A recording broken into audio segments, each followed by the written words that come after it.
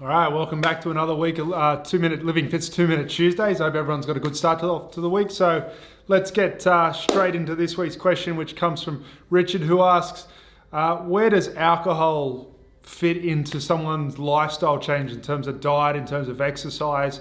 So let's put 2 minutes on the clock, and I think this one should be a piece of cake. All right, so alcohol. Alcohol is the simplest form of sugar. It's metabolized as a carbohydrate. So that's the number one thing that we have to think about when we're consuming our meals and alcohol is involved. So a basic rule of thumb when it comes to when you have alcohol with meals is basically, if you're having alcohol, no carbs.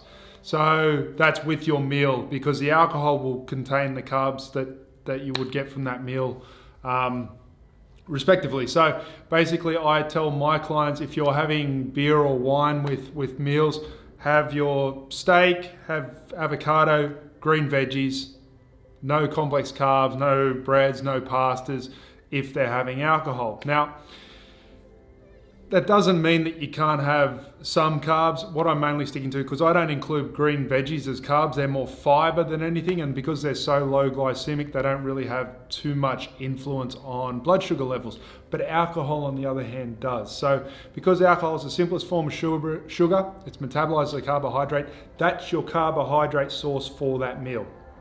Now, when it comes to training, we do know that alcohol influences your testosterone levels, especially in the following 24 to 36 hours.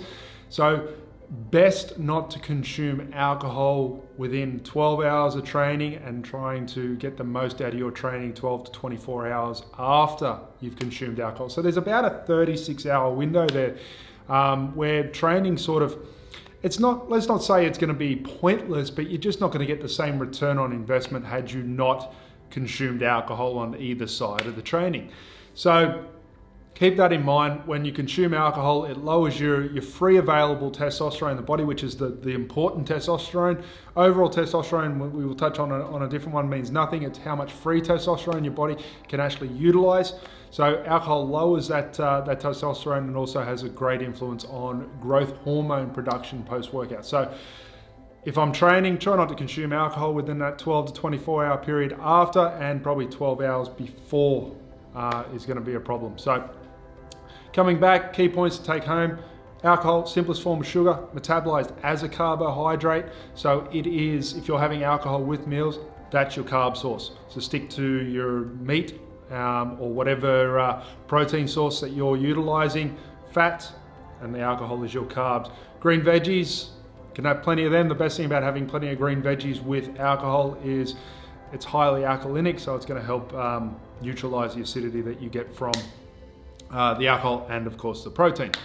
If you're training, of course, limit alcohol on either side of training sessions. Otherwise, like I said, it's not like you're not going to get anything out of training within that 12 to 36 hour window of consuming alcohol, but your testosterone is going to be suppressed, and growth hormones are going to be suppressed, and most people just generally don't feel like training after drinking. So keep all that in mind. I'm pretty sure we stuck to 2 minutes this time.